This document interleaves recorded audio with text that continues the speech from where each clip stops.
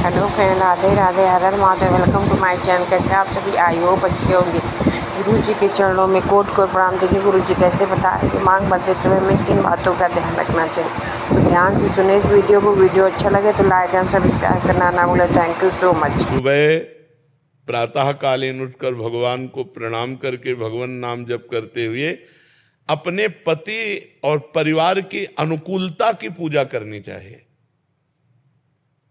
हमारे पति को सुबह अगर सर्विस में जाना है और हम अपने भगवान का पर्दा हटाकर पूजा शुरू करते हैं तो वो पूजा अधूरी मानी जाएगी। सबसे पहले अपने पति की अनुकूलता। गृहिणी का परम कर्तव्य है अपने पति में भगवान को देखना, अपने पुत्रों में भगवान को देखना। पुत्रों को स्कूल जाना है, पति को सर्विस जाना है, तो सबसे पहले हमारी पूजा की तैयारी होनी चाहिए। अपने पतिदेव को संतुष्ट करके खिला पिला के उनका टिफिन तैयार करके उनको भेजा, पुत्रों को स्कूल भेजा, फिर अपनी दिनचर्या। लेकिन ये दिनचर्या करते हुए हम नाम जप कर सकते हैं। हम रसोई बना रहे, राधा राधा राधा राधा। हम सोहनी लगा रहे, राधा राधा राधा। पात्र मार्जन कर रहे, राधा राधा राधा। तो गृहिणी की सर्वोत्तम पूजा है अपने परिवार की अनुकूल परिस्थिति उपस्थित करते हुए कहीं किसी भी तरह का झगड़ा, कोई परेशानी, किसी भी तरह की असंतुष्टता ना आते हुए नाम जप करते हुए करे। और जब वो चले गए तो अपने ठाकुर जी को उठाया, ठाकुर जी के श्रृंगार किया, ठाकुर जी की सेवा की, इस भाव से चले।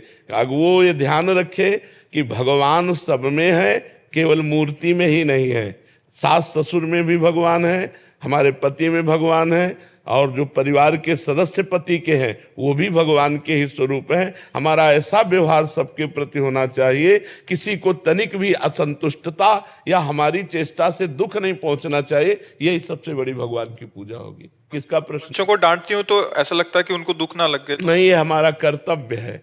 जैसे एक शिष्य अपने गुरु के अधीन जो है, तो गुरु का कर्तव्य है कि शिष्य के दोषों को देखकर उसका दंड विधान करते हुए उसे निर्दोष करे।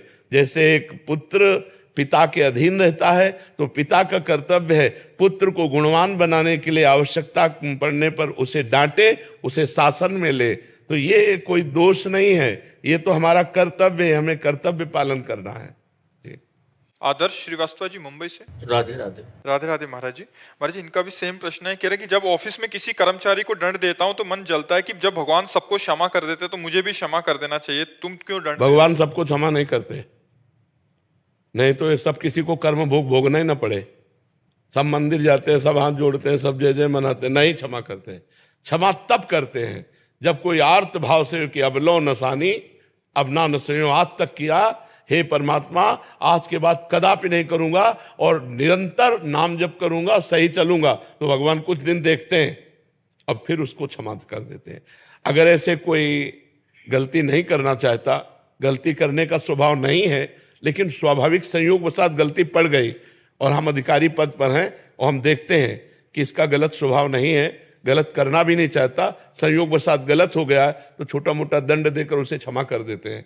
या हम आगे उससे गलती ना हो ऐसी बात कह के उसे क्षमा कर देते हैं। लेकिन जिनका स्वभाव ही है अपराध करना, गलतियां करना, उनको क्षमा नहीं करना चाहिए।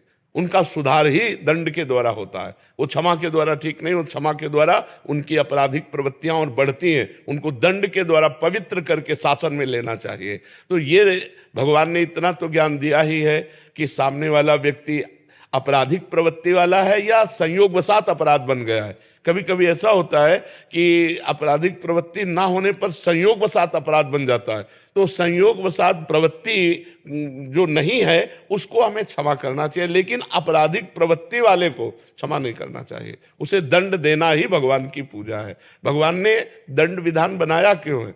मान लो यहाँ तो कानून की ये व्यवस्था है, हमारे यहाँ नरक की व्यवस्था है।